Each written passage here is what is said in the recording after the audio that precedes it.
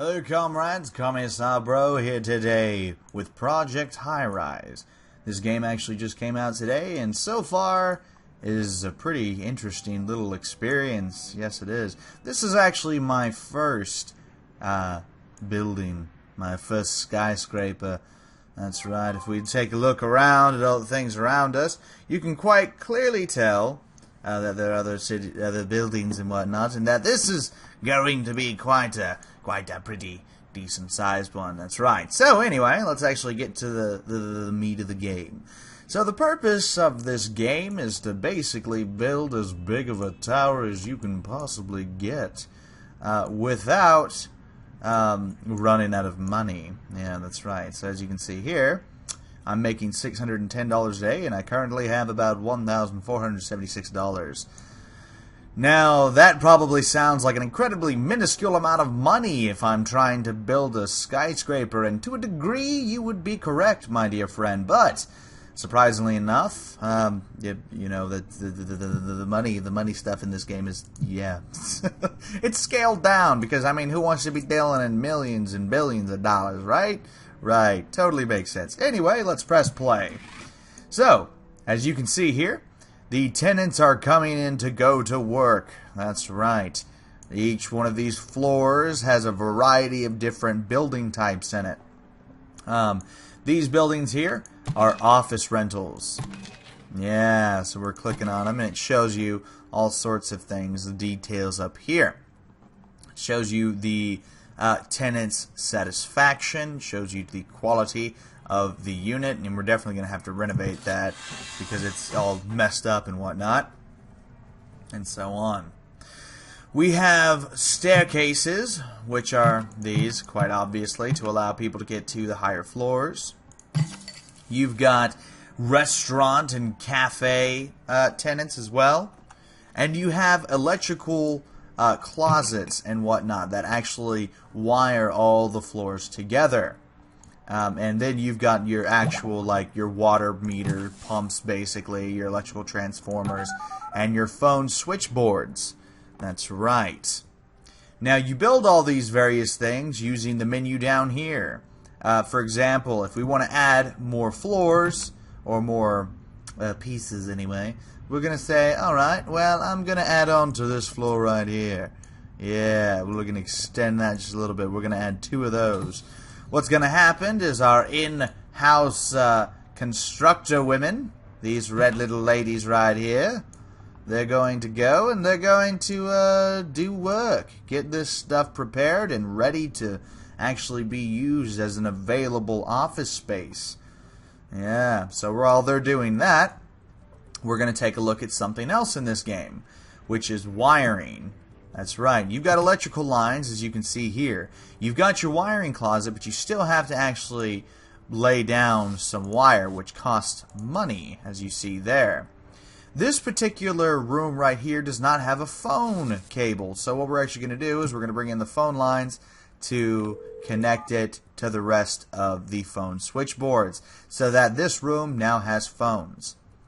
Each office or apartment, because you can actually allocate room for apartment rentals as well. I haven't really gotten that. I haven't tried the apartments yet. I'm mainly doing the office stuff. But basically, the various levels of office require certain things, which we're going to take a look at once this room is complete, or these rooms. So we're going to speed it up, get our people in there, and they're going to get it all ready and sexy for us. Yes, they are. Alright, boom, there we go. It's ready. Ready to be used.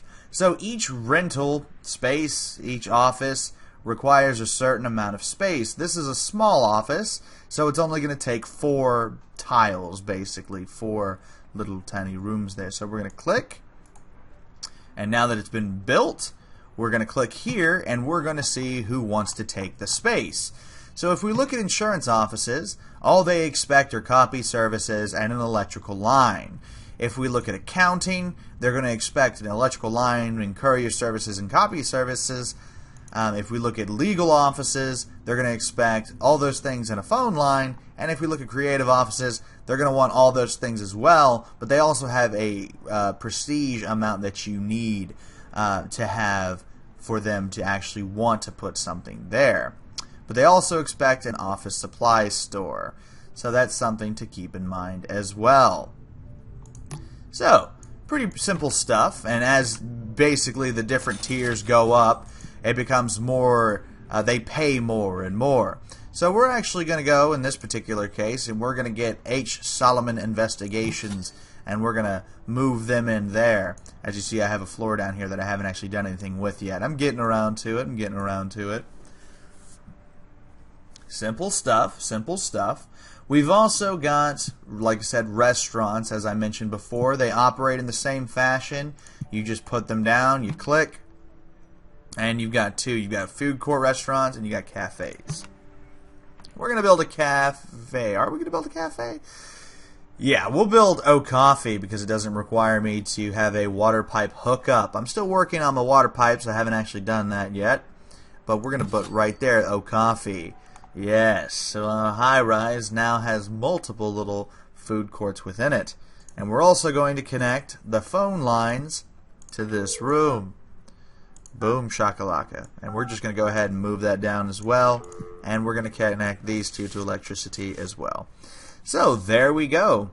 We now have a working cafe and a working office right there and available.